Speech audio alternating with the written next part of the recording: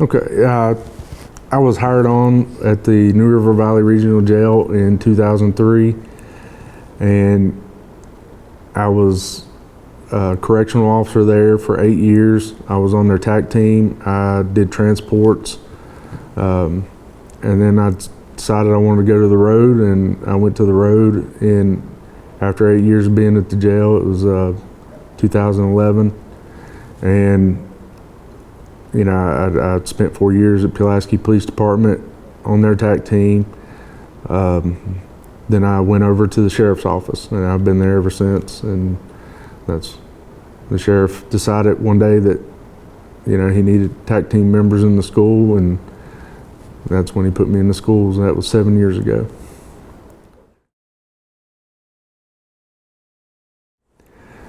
Anytime I have to deal with a student who gets into legal trouble where I'm forced to go and get petitions or file charges on that student, I'm here to build relationships and as a resource more than anything. I'm not here, I mean, I guess my biggest role is safety and security of the school, but also I'm here to protect the students, and by protecting the students, I'd like to try to keep them from legal troubles if I can. That's not always possible, but for the most part, I'm able to do that. But the negative would be having to go and get petitions or some sort of legal recourse for a student. Well, I've built a lot of great relationships. We're here, like I said earlier, as a resource to build a bridge to earn trust. I think I've been able to do that for the most part. And it gives students who maybe don't have trust with us, hopefully I can build that relationship where they're not afraid to approach us if they need something. And I've seen a lot of that happen, and it starts at the elementary school with those guys at the SROs, and I think that's very positive.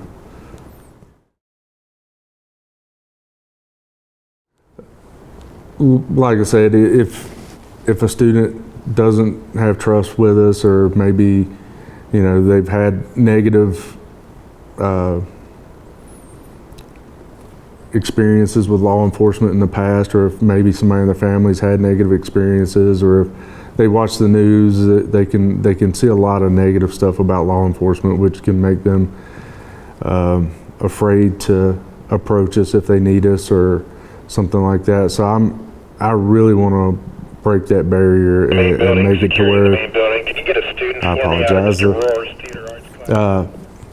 make it where they're not afraid to approach us if they need us, and they know that I'm here to help, that we're here to help. I think that's, if we're able to get through to a few, that's probably one of the most positive things about the SROs in the schools.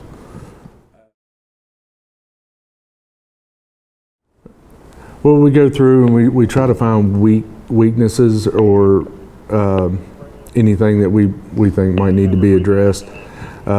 We've gotten a lot done since we've been here.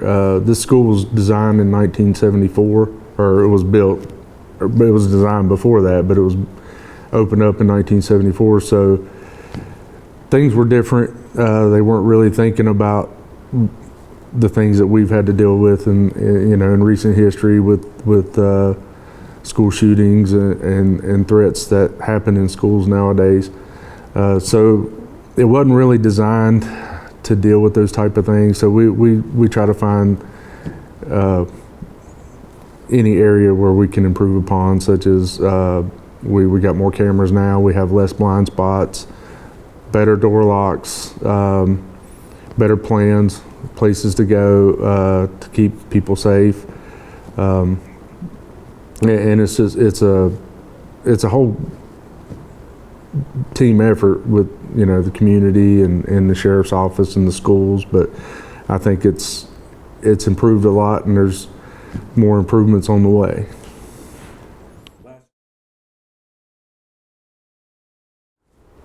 Well, I'll say this. I'm very passionate about my job. I love it here. This has been the best part of my career. I've been in law enforcement for 21 years now. Actually retired in 2020, came back part-time just so I could be here because I care about the students. I care about my community. I'm here as a resource for you. It's in the title, school resource officer. I want to help as much as I can. If there's some way I can help a student with anything, I'm glad to do it. And if I'm not able to do it, I want to get them to the right person that can. So I just love what I do. So.